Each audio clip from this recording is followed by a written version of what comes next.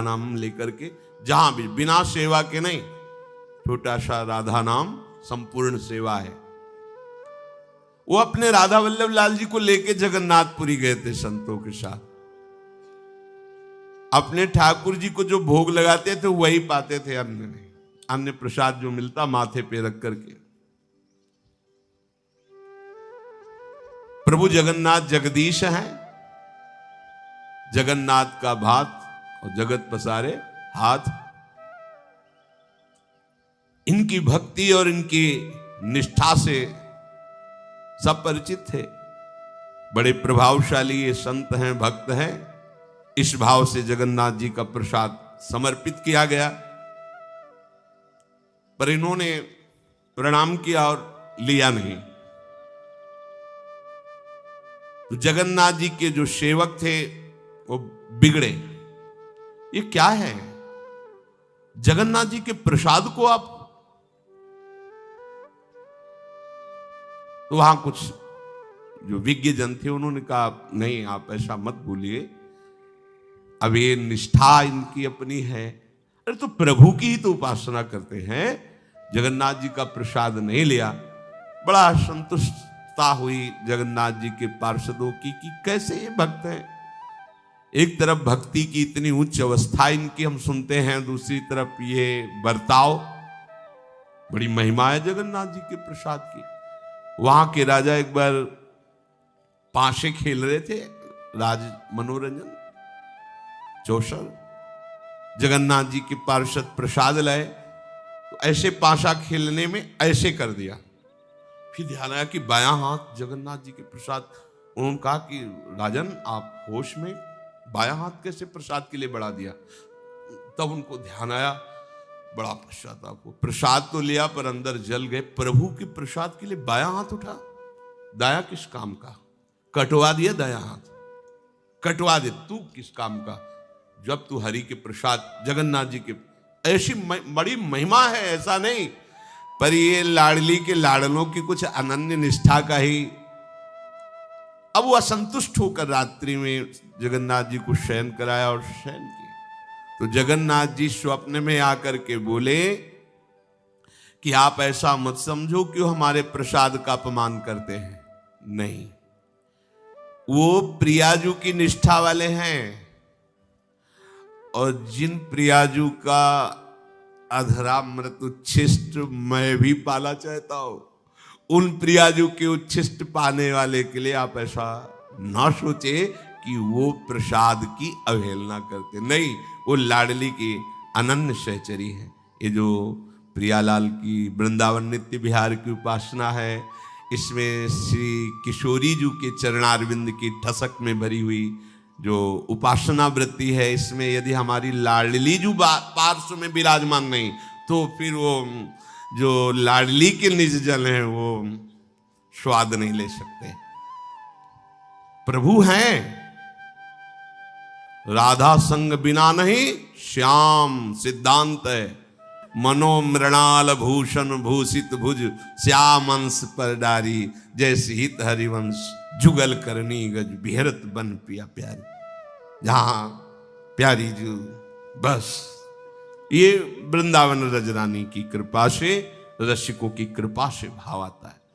इसी अनन्य निष्ठा से हम अपने आराध्य देव श्री राधा वल्लभ लाल जी के अत्यंत गूढ़ प्रेम नित्य विहार रस को प्राप्त कर सकते हैं। अनन्य भक्ति में तुम्हारी परीक्षा भी हो सकती है। ऐसा नहीं कि कोरे कोरे आप चले जाओ। कौन परीक्षा कर सकता है? जब आप प्रभु के जन हो तो परीक्षा कौन कर सकता है? प्रभु ही करेंगे, दूसरा थोड़ी करता है। तो वो परीक्षा क्यों करते हैं? क्योंकि वो दिखाते हैं कि मेरे प्रेमी भक्त का ये स्वरूप होता है। वो तो जानते ही हैं, सबको दिखाते हैं कि देखो मेरी अनन्य भक्ति का स्वरूप। उदाहरण क्या होता है? ऐसा भक्त होता है जो जीवित ही लगकर हो जावे सो शक्कर को खावेगा। कोह मोह से टक्कर लेवे तब फक्कड़ पद पावेगा। फक्कड़ बने शांत। जादू जाहिर चक्कर मक्कर छोड़ स्वरूप समावेगा, युगलानन्य अनूप माधुरी सुन सुनाए सरसावेगा। बोले जो जीवित मरा हुआ हो गया, कोई प्रभाव नहीं तुम्हारे मान का भी और अपमान का। बोले वो प्रियालाल के प्रेम मिठास का स्वादी होता है। जो काम और मोह से टक्कर लेता वही फक्कड़ है, नहीं तो फक्कड़ किस बात के है? कामी और मोही और फक्कड़ बड़ा अंतर हो गया ना। निर्मोही निष्कामी ही फक्कड़ कहला सकता है। अरे बोले बड़े फक्कड़ महात्मा है क्या?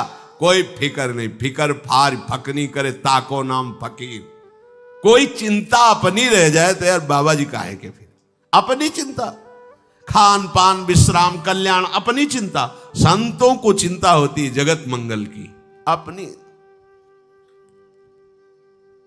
ये माया का जादू चक्कर मक्कर उसके ऊपर नहीं चलता जो फक्कड़ होता है। क्यों?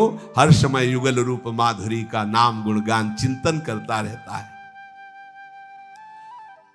भक्त की पहचान है कि बिना नाम के वो एक क्षण भी नहीं रह सकता।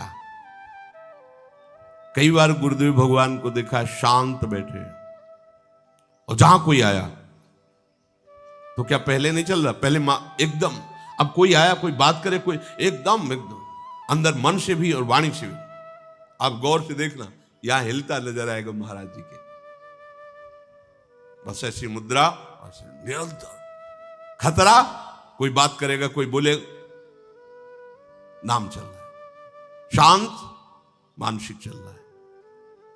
बिना कीर्तन के, बिना नाम जप के एक क्षण भी नहीं रह सकता भक्त।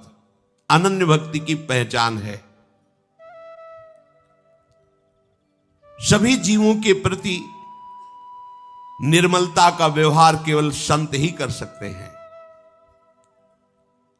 68 तीरथ तहां बसे, जहां हरि कथा प्रसंग, सरस माधुरी भक्ति को निस दिन बरसे रंग। पापी सुने न हरि कथा, ऊंघे के उठ जाए, परसा अवगुण उर धरे, सुने न फिर पछताए। कलयुग केवल कीर्तन करनो बरनो वेद, सरस माधुरी हरि मिले सतगुरु दीन हो भेद। 68 तीर्थ वहां वास करते जहां भगवान की चर्चा होती है, जहां नाम कीर्तन होता है। वहां बैठने मात्र से हृदय में भक्ति का रंग चढ़ जाएगा। जहां खंड नाम कीर्तन, भगवत चर्चा, भगवत गुणगान, वहां के परमाणु भक्ति, ये धाम ही वैसे ही महामहिम। यहां भक्ति नृत्यति, और फिर नाम कीर्तन भगवत चर्चा, तो फिर क्या कहना है। बोले ऐसी जगह जाकर के जो पापी जन हैं उन पर भी कृपा होती है, वो पहुंच जाते हैं कृपा से। पर वहां जाने पर दो बातें होती हैं। सो गए, ध्यान रखना किस लाइन में बैठना चाहते हो आप देख लो। पापी सुने न हरि कथा, ऊंघे कहे उठ जाए। पूरी कथा निकल गई, पता ही नहीं चला कि क्या प्रसंग था। परसाओ गुण उर्धरे, सुने न फिर पछताए। अच्छा, भगवान ने बनाया ही है गुण और दोष से मिश्रित, तो अगर आप अवगुण देखना चाहोगे तो भरपूर मिलेंगे, और गुण देखना चाहोगे तो भरपूर मिलेंगे, और भाव से भगवत दर्शन करना चाहोगे तो भरपूर मिलेंगे। जाकी रही भावना जैसी, प्रभु मूर्ति देखी तिन तैसी।